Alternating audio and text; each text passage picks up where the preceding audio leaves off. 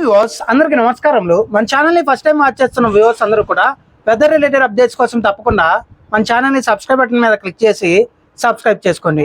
ఎందుకంటే మన ఛానల్ని మీరు సబ్స్క్రైబ్ చేసుకుంటే మన ఛానల్లో వచ్చే వెదర్ అప్డేట్స్ కానీ ఇన్ఫర్మేషన్ కానీ మీకు త్వరగా వేగంగా వచ్చే అవకాశం అయితే ఉంది. నాపై మీరు కురిపిస్తున్న అభిమానానికి, మన ఛానల్పై మీరు చూపిస్తున్న ఆదరణకు నా హృదయపూర్వక కృతజ్ఞతలు. 3 దేశాలు 4 రాష్ట్రాల ప్రజల్ని కలవర పెడుతున్న మరొక తుఫాన్ భారత్తో పాటుగా బంగ్లాదేశ్, శ్రీలంక దేశాలని, అలాగే భారత్లో ఉన్న ఆంధ్రప్రదేశ్, అలాగే తమిళనాడుతో పాటుగా ఒడిస్సా, వెస్ట్ బెంగాల్ రాష్ట్రాలని కలవర పెడుతున్న మరొక తుఫాన్. అసలు బంగాళాఖాతంలో ఏమైనా తుఫాన్ ఏర్పడే అవకాశం ఉందా? తుఫాన్ ఏర్పడితే ఎప్పుడు ఏర్పడే అవకాశం ఉంది? అసలు తుఫాన్కి ఏం పేరు పెట్టే అవకాశం ఉంది? అసలు తుఫాను ఏపీ తెలంగాణపై విరుచుకుపడే అవకాశం ఉందా? అలాగే ఏ రాష్ట్రాల్లో ఎక్కువగా తీరాన్ని తాకే అవకాశం ఉంది అనే దాని గురించి ఈ వీడియోలో క్లియర్ కట్గా అయితే మీకు వివరించే ప్రయత్నం అయితే చేస్తాను. ఇక బంగాళాఖాతంలో ముఖ్యంగా 4వ తారీఖున ఒక అల్పపీడనం ఏర్పడే అవకాశం అయితే ఉంది. అది ఏప్రిల్ 6వ తారీఖుకి వాయుగుండంగా, అలాగే 7వ తారీఖుకి తీవ్ర వాయుగుండంగా, అలాగే 8వ తారీఖు ఇది తుఫానుగా మారే అవకాశం అయితే ఉంది. అలాగే 9వ తారీఖు ఇది పెను తుఫానుగా కూడా మారే అవకాశాలు అయితే ఉన్నాయి. కాబట్టి ముఖ్యంగా మనం చూసుకుంటే ఒకవేళ బంగాళాఖాతంలో గనక ఒక తుఫాను ఏర్పడితే దాని పేరు ఫెంగల్ తుఫాన్ ఆల్రెడీ అయిపోయింది. ఆ ఫెంగల్ తుఫాన్ తర్వాత వచ్చే తుఫాను పేరు మనకి శక్తి తుఫానుగా ముఖ్యంగా నామకరణం చేసే అవకాశం అయితే ఉంది.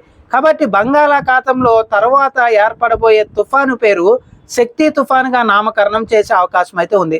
కాబట్టి బంగాళాఖాతంలో 4వ తారీఖు ఒక అల్పపీడనం ఏర్పడి అది 9వ తారీఖుకి తుఫానుగా మారే అవకాశం అయితే ఉంది. ఈ తుఫాను ఎక్కడ తీరాన్ని తాకే అవకాశం ఉంది, ఏ రాష్ట్రాల్లో ఎక్కువగా నష్టం చేకూర్చే అవకాశం ఉంది అనేది మనకు 4-5 రోజుల్లో ఒక స్పష్టత వచ్చే అవకాశం అయితే ఉంది. కాబట్టి మనం గత సంవత్సరాలు అంటే ముఖ్యంగా మనం చూసుకుంటే 2019 నుంచి 2024 మధ్యలో మార్చ్, ఏప్రిల్, మే నెలల్లో ఏ సంవత్సరాల్లో ఏ రాష్ట్రాల్లో తుఫాను తీరాన్ని తాకింది అనే దాని గురించి మనం ఒకసారి విశ్లేషణ చేసుకుంటే మనకి 2019 సంవత్సరంలో ఏప్రిల్ నెలలో మనకి ఫనీ తుఫాన్ అయితే రావటం జరిగింది బంగాళాఖాతంలో. ఆ ఫనీ తుఫాన్ అనేది మనకి ఒడిస్సా, వెస్ట్ బెంగాల్ రాష్ట్రాలపై ఎక్కువగా అయితే ప్రభావం చూపించడం జరిగింది. అలాగే 2020 సంవత్సరంలో మనకి ఇంకొక తుఫాను రావటం జరిగింది. అది వెస్ట్ బెంగాల్ పై ఎక్కువగా అయితే ప్రభావం చూపించి నష్టం చేకూర్చింది. అలాగే 2021 సంవత్సరంలో మనం చూసుకుంటే యాస్ తుఫాన్ రావటం జరిగింది. అది ఒడిస్సా రాష్ట్రంపై ఎక్కువగా ప్రభావం చూపించి నష్టం చేకూర్చింది. అది కూడా మే నెలలోనే వచ్చింది. అలాగే 2022 సంవత్సరంలో మే నెలలో అసనీ తుఫాన్ అనేది రావటం జరిగింది. అది మనకి నర్సాపురం దగ్గర తీరాన్ని తాకి యానం దగ్గర యూటర్న్ తీసుకుని మళ్ళీ బంగాళాఖాతంలోకి అయితే వెళ్ళిపోవడం జరిగింది. అది 2022 సంవత్సరంలో అసనీ తుఫాన్ అనేది ఆంధ్రప్రదేశ్ రాష్ట్రంలో మే నెలలో వచ్చిన తుఫాన్ అయితే ప్రభావం చూపించడం జరిగింది. అలాగే 2024 సంవత్సరంలో కూడా మనకి ఒక రెమల్ తుఫాన్ అనేది రావటం జరిగింది. అది కూడా ఒడిశా రాష్ట్రంపై ప్రభావం చూపించడం జరిగింది. అంటే గడిచిన 6 సంవత్సరాల్లో మనకి మార్చ్, ఏప్రిల్, మే నెలల్లో భారతదేశంపై ముఖ్యంగా బంగాళాఖాతంలో ఏర్పడిన తుఫాన్లు అయితే మనకి 5 ప్రభావం చూపించడం జరిగింది. అందులో ఎక్కువగా మాత్రం ఒడిస్సా, వెస్ట్ బెంగాల్ రాష్ట్రాలపై ఎక్కువగా ప్రభావం చూపించడం జరిగింది. అలాగే 2022 సంవత్సరంలో వచ్చిన అసనీ తుఫాన్ అయితే మాత్రం మన ఆంధ్రప్రదేశ్ రాష్ట్రంపై ముఖ్యంగా ఉత్తరాంధ్ర, మధ్యాంధ్ర జిల్లాలపై ఎక్కువగా ప్రభావం చూపించడం జరిగింది. ఇక ప్రస్తుతం వచ్చే తుఫాను ఏ విధంగా కదిలే అవకాశం ఉంది, ఏ విధంగా ముఖ్యంగా కదిలితే మన ఆంధ్రప్రదేశ్ రాష్ట్రానికి ఏమైనా నష్టం జరిగే అవకాశం ఉందా అనేది మనకి ఒక 4-5 రోజుల్లో స్పష్టత వచ్చే అవకాశం అయితే ఉంది. కాబట్టి ఓవరాల్గా మనం చూసుకుంటే ఖచ్చితంగా ఒక అల్పపీడనం అయితే 100కి ఎక్కువగా 90% అవకాశాలు అయితే ఉన్నాయి. వాయుగుండంగా మారటానికి ప్రజెంట్ ఉన్న వాతావరణ పరిస్థితుల్లో 70%, అలాగే తుఫానుగా మారటానికి మనకి 60+% అయితే ఉంది. కాబట్టి ఓవరాల్గా మనకి దాదాపు 70 కంటే ఎక్కువగానే మనకి ఈదురుగాలు అయితే ఉండే అవకాశం అయితే ఉంది. అలాగే మనం చూసుకుంటే గత ఏప్రిల్, మే, అలాగే జూన్, మార్చ్ నెలలో వచ్చిన తుఫాన్లు దాదాపు ప్రతిదీ కూడా 100 కిలోమీటర్ల కంటే ఎక్కువ గాలుల తీవ్రతతోనే ఆ తుఫాన్ అయితే తీరాన్ని దాటింది. కాబట్టి ఒకవేళ ఇది ఎక్కడ తీరాన్ని తాకినా ఒడిశా రాష్ట్రంలో కానీ, వెస్ట్ బెంగాల్లో కానీ, లేదంటే బంగ్లాదేశ్లో కానీ, ఆంధ్రప్రదేశ్ కానీ ఎక్కడ తీరాన్ని తాకినా కానీ ఈ తుఫాన్ అయితే కొంచెం ఎక్కువగా నష్టం చేకూర్చే అవకాశాలు అయితే ఉన్నాయి. కాబట్టి ఓవరాల్గా ఈ రోజు ఉన్న వాతావరణ పరిస్థితి ప్రకారం మీ అందరికీ కూడా ముందుగానే నేను తెలియజేస్తున్నాను. ఎందుకంటే చాలా మంది రైతులకు కానీ ప్రజలకు కానీ అవగాహన లేదు. కాబట్టి మీరందరికీ కూడా ఒకవేళ ఏమైనా తుఫాన్ ఏపీ వైపుగా వచ్చినా కానీ నష్టం జరగకూడదని మీ అందరికీ కూడా ముందుగానే అప్డేట్ అయితే ఇస్తున్నాను. కాబట్టి ఓవరాల్గా మనకైతే తమిళనాడు రాష్ట్రానికి శ్రీలంక వైపుగా వెళ్ళే అవకాశాలు చాలా తక్కువగా ఉన్నాయి. అలాగే ఇది ముఖ్యంగా మనం చూసుకుంటే ఒడిస్సా, వెస్ట్ బెంగాల్, బంగ్లాదేశ్ వైపుగా వెళ్ళే సూచనలు అవకాశాలు అయితే ఉన్నాయి. అలాగే ఏపీ వైపుగా కూడా వచ్చే అవకాశాలు ఎంతో కొంత ఉన్నాయి. కాబట్టి తక్కువ అవకాశాలు ఉన్నా కానీ మనం దాన్ని పరిగణలోకి తీసుకోవాలి. ఉదాహరణకు మనం చూసుకుంటే మొన్న ఢిల్లీ క్యాపిటల్స్ మ్యాచ్ చూసుకుంటే 77కి 5 వికెట్లు కోల్పోయింది. అసాధ్యం అనుకున్న మ్యాచ్ని కంప్లీట్గా సాధ్యం చేసి చూపించారు. కాబట్టి ఏది ఏమైనా జరగవచ్చు. కాబట్టి మనకి కూడా జాగ్రత్తలు తీసుకోవాలి. అప్రమత్తత ఇప్పటి నుంచే మనం జాగ్రత్తలతో పాటుగా అప్రమత్తంగా ఉండాల్సిన అవసరం అయితే ఉంది.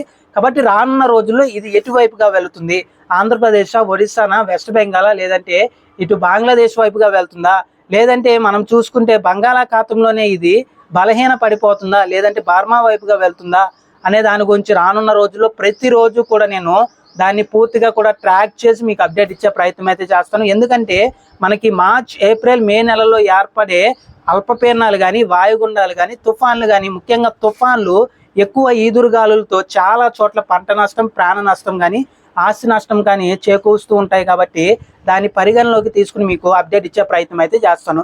ఇది ఓవరాల్గా రానున్న శక్తి తుఫాన్.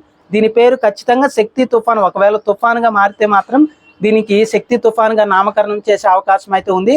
ఇది నిజంగానే తుఫాన్గా మారుతుందా లేదా, అసలు ముఖ్యంగా మనం చూసుకుంటే ఇది ఏ రాష్ట్రంలో తీరాన్ని తాకే అవకాశాలు ఉన్నాయి అనే దాని గురించి రానున్న వీడియోస్లో కానీ రానున్న రోజుల్లో కానీ మీకు అప్డేట్ ఇచ్చే ప్రయత్నం అయితే చేస్తాను. ఈ రోజు ఉన్న వాతావరణ పరిస్థితుల ప్రకారం మాత్రం మనకి బంగాళాఖాతంలో 4వ తారీఖు ఒక అల్పపీడనం ఏర్పడి అది 6వ తారీఖు వాయుగుండంగా 7వ తారీఖు తుఫాన్గా మారే అవకాశం అయితే ఉంది. అది పూర్తిగా తుఫాన్గా మారుతుందా లేదా అనేది మనకి రానున్న రోజుల్లో ఒక అంచనా వచ్చే అవకాశం ఉంది. అలాగే అది ఎక్కడ తీరాన్ని, ఏ రాష్ట్రాల్లో, ఏ ప్రాంతంలో తీరాన్ని తాకే అవకాశాలు ఉన్నాయి అనే దాని గురించి కూడా ఒక అంచనా అనేది మనకి ఏప్రిల్ 1 లేదా 2వ తారీఖు ఒక స్పష్టత వచ్చే అవకాశం అయితే ఉంది. అలాగే ఆంధ్రప్రదేశ్ రాష్ట్రంలో ముఖ్యంగా మనం చూసుకుంటే ఏప్రిల్ 2 వరకు కూడా భారీగా ఎండలు ఉంటాయి. ప్రజలందరూ జాగ్రత్తలు తీసుకోండి. అలాగే ఏప్రిల్ 3 తర్వాత అక్కడక్కడ 3, 4 తారీఖుల్లో కొన్ని వర్షాలు అయితే ఉంటాయి. ఆ తర్వాత కూడా కొన్ని ప్రాంతాల్లో వర్షాలు ఉంటాయి. దాని గురించి నేను మీకు సపరేట్ వీడియోలో అయితే అప్డేట్ అయితే ఇచ్చే ప్రయత్నం అయితే చేస్తాను. ఇది ఓవరాల్గా రానున్న రోజుల్లో శక్తి తుఫాను ఏర్పడే అవకాశం ఉంది. అలాగే బంగాళాఖాతంలో ఏ ప్రాంతం వైపుగా ఈ తుఫాను కదులుతుంది అనే దాని గురించి రానున్న రోజుల్లో ఒక స్పష్టత వచ్చే అవకాశం అయితే ఉంది. ఓవరాల్గా మనం చూసుకుంటే ఏప్రిల్ 2వ వారంలో బంగాళాఖాతంలో ఒక తీవ్రమైన తుఫాను ఏర్పడే అవకాశం అయితే ఉంది. ఆ తుఫానికి శక్తి తుఫానుగా నామకరణం చేసే అవకాశాలు, సూచనలు అయితే ఈ రోజు ఉన్న వాతావరణ పరిస్థితిలో తప్పకుండా అయితే ఉంది. మన ఛానల్ని ఆదరించి ఆశీర్వదిస్తున్న వ్యూవర్లకు, సబ్స్క్రైబర్లకు నా హృదయపూర్వక కృతజ్ఞతలు. అలాగే మన ఛానల్ని మొదటిసారి చూస్తున్న ప్రతి ఒక్కరూ కూడా వెదర్ అప్డేట్స్ కోసం తప్పకుండా మన ఛానల్ని సబ్స్క్రైబ్ బటన్ మీద క్లిక్ చేసి సబ్స్క్రైబ్ చేసుకోండి. ఎందుకంటే మన ఛానల్ని మీరు సబ్స్క్రైబ్ చేసుకుంటే మన ఛానల్లో వచ్చే వెదర్ అప్డేట్స్ కానీ, ఇన్ఫర్మేషన్ కానీ మీకు త్వరగా వేగంగా వచ్చే అవకాశం అయితే ఉంది. థ్యాంక్ యూ అండి.